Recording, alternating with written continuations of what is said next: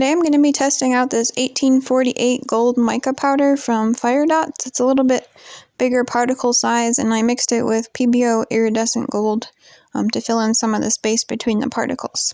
And it makes this really shiny kind of deco art 24 karat gold look, and we're just going to see how it turns out in this painting. Make sure you check out the end of the video so you can see what it looks like dry, because it changed a lot as it dried.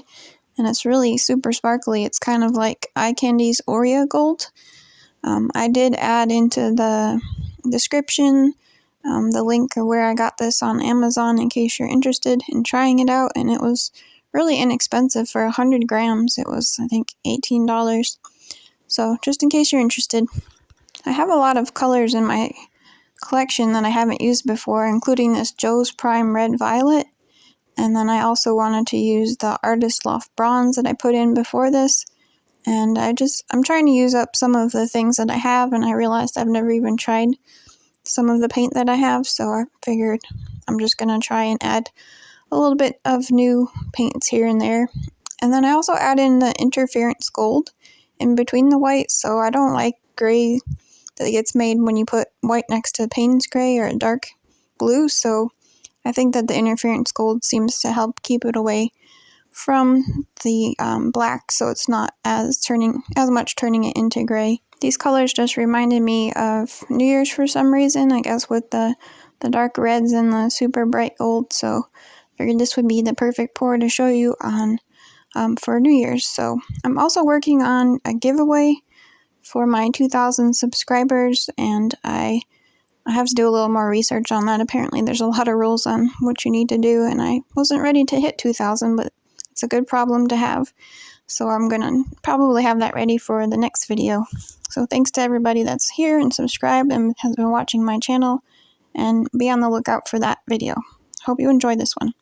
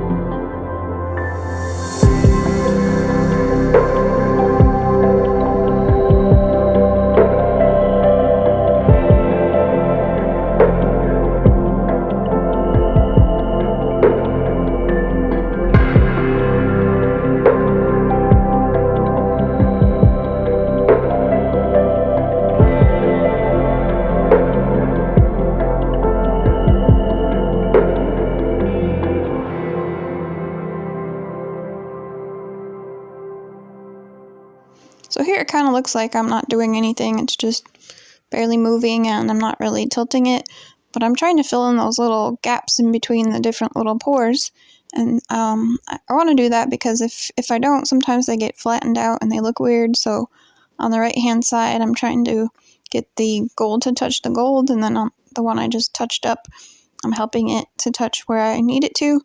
And then once these are all one solid mass, then I can start tilting a little bit more. But you'll see this little gold gap touch the other piece of gold, where it might not have done that if I had just let it randomly do what it wanted to do on its own. So the symmetry of the white and the gold sprays that kind of emanate from the center kind of reminds me of maybe like sparklers or fireworks that you see on New Year's as well. So I did try and keep those so they are still there in the final product, and definitely check out the dried results so you can see how awesome that 1848 gold turned out. I hope everybody has a safe and happy New Year's, and I hope to see you back here next year.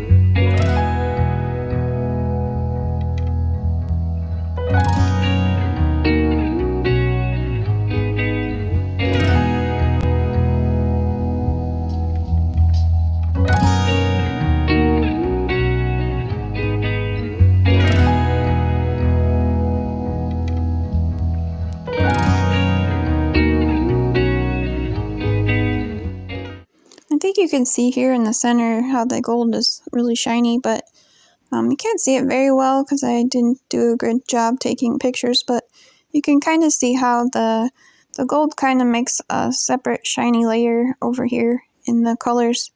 and that makes it really stick out once it's dry.